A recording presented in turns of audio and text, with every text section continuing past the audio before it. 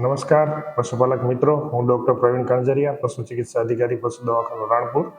આપ સૌનું અમારી યુટ્યુબ ચેનલમાં હાર્દિક સ્વાગત કરું છું. આજે આપણે 1 થી 20 દુધાળા પશુના એકમની સ્થાપના પર 12% વ્યાજ સહાય યોજનાની વાત કરશું. આ યોજનામાં દરેક પશુપાલક લાભ લઈ શકે છે. આ યોજના અન્વયે પશુપાલકે પોતાની નામે થોડીક જમીન ધરાવતા હોવા જોઈએ અથવા તો પોતાના કુટુંબના કોઈ પણ એક સભ્ય પાસે જમીન હોવી જરૂરી છે. સાથે સાથે પશુપાલક દ્વારા જે તે એકેડેમિક વર્ષ દરમિયાન ભારતીય રિઝર્વ બેંક દ્વારા માન્યતા પ્રાપ્ત નાણાકીય સંસ્થા અથવા બેંક દ્વારા ધિરાણ મેળવેલું હોવું જરૂરી છે. અને પશુપાલક દ્વારા જે પશુઓ ખરીદવામાં આવે છે તે પશુઓનું તંદુરસ્તી પ્રમાણપત્ર પશુ ચિકિત્સા અધિકારી રજિસ્ટર્ડ પશુ ચિકિત્સા અધિકારી પાસેથી મેળવવાનું રહેશે.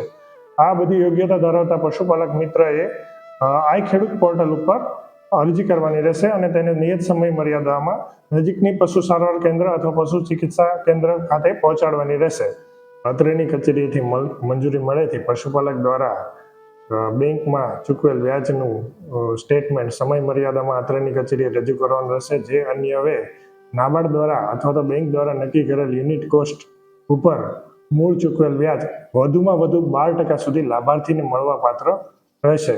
અને આ જે મળવાપાત્ર રકમ છે તે લાભાર્થીને ડાયરેક્ટ તેમના બેંક એકાઉન્ટમાં ડીબીટી કરવામાં આવશે. આ યુનિટ પશુપાલક દ્વારા ફરજિયાતપણે 5 વર્ષ સુધી નિભાવવાનું રહેશે. આ સમયગાળા દરમિયાન જો કોઈ પશુનું મૃત્યુ થાય તો પશુપાલક દ્વારા સ્વખર્ચે અથવા તો વીમાની રકમમાંથી અથવા તો બેંક દ્વારા ધિરાણ લઈને પણ યુનિટની સંખ્યા નિભાવવાની રહેશે.